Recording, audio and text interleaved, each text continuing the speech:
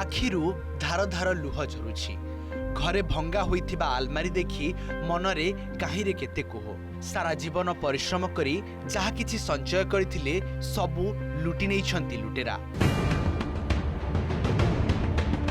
घर भितर जुआड़े देखिबे जिनिसपत्र एपट सेपट होई पड़िछि। ए चित्र राजधानी भुवनेश्वर उपकंठ धौली थाना गंगोत्री नगर। गतकाली प्रमोद जेनांको घरे झरका ताड़ी लुटेरा पशिबा सह लुटि नेइछंती अनेक मूल्यवान सामग्री।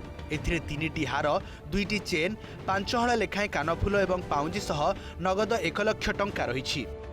3टा हार, 2टा चेन, 5टा मुदी, 5 हळ पाउंजी आ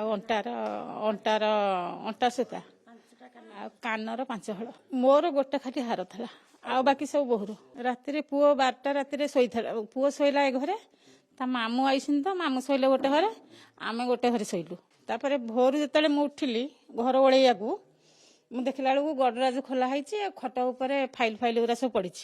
विलंबित राति घटना घटिथिबा बेले भोरे समस्ते उठिबा समय रे चोरी नहीं जानिबाकू पाइथिले। एने धौली थानार अभियोग परे पुलिस और साइंटिफिक टीम घटनास्थल रे पहुंची तनाघना आरंभ करिछि। संधानी कुकुर साहाय्य लुटेरांको गतिविधि उपरे नजर रखा जाइथिबा बेले ग्रिल रु फिंगरप्रिंट संग्रह करा जाइछि।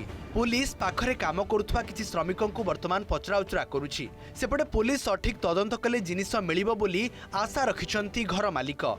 साइंटिफिक टीम आस्ते आमर आशा रोचे जिनस पाइबा जदि प्रकृत तदंत हम ताले आम जिनस फेरी पाइबू। आशा रोचे पाइजु बोली जदि प्रॉपर केयर नेबे ताले पाइजु पाइबू। गोटे कथा अनुमान करा जाई पारे जे स्थानीय अंचलर केही चोर होई थाई पारंती किंबा ए घर को लुटपाट करिबा पाई पूर्वरु रेकी करि थाई पारंती, जहाकु नै एबे पुलिस तदंत करूची। आशा समस्तंकर अछि जे लुटेरा धरा पड़िबे एवं चोरी होइथिबा जिनस मिली जाई पारिबो। भुवनेश्वर कैमरा पर्सन अशोक सह चंदन पाइकराय, OTV।